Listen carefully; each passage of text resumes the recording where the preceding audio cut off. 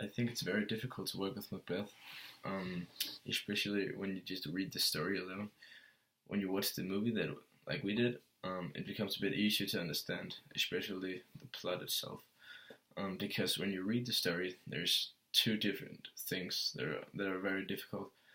First of all, it's the plot and just the general story, and second of all, it's the language, which is very old-fashioned and yeah, just difficult in the yeah in general.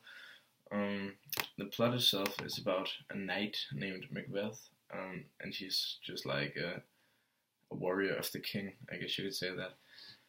Um, he meets three witches, and they have a prophecy for him, and that prophecy includes him being the new king.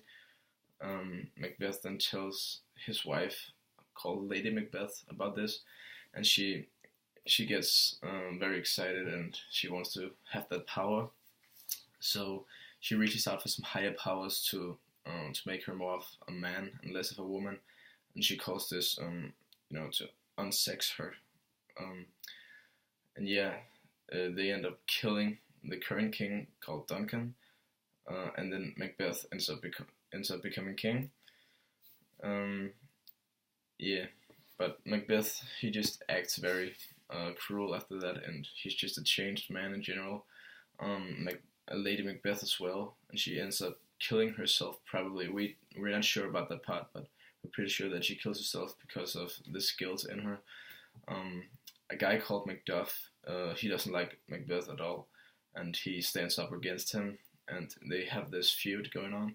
Macbeth ends up killing his family, so obviously he becomes very mad at him. The movie ends with this fight between Macduff and Macbeth, and Macbeth, he ends up being killed by Macduff. Yeah, that's about it. Um, yeah, and since Macbeth is this very complex play, it contains a lot of difficult stuff that you normally wouldn't consider when reading a text or watching a movie.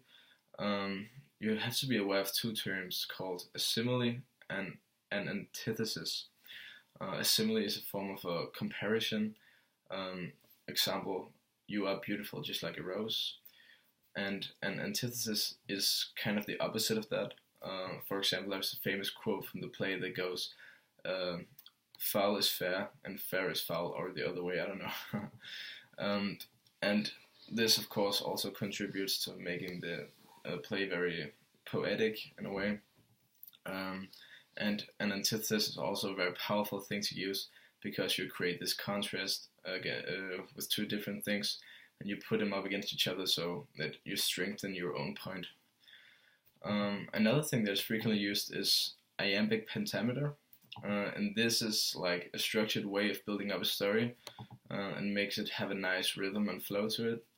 Iambic pentameter is unrhymed lines with a 5-beat rhythm, and we actually were visited by this woman called Reki, and she just showed us how this play by Shakespeare is built up, and it's very interesting to see because everything has a meaning to it.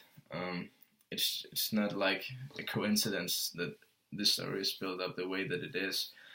So she helped us understand the story better by this, and we did some different exercises to really help us understand this meaning of it all.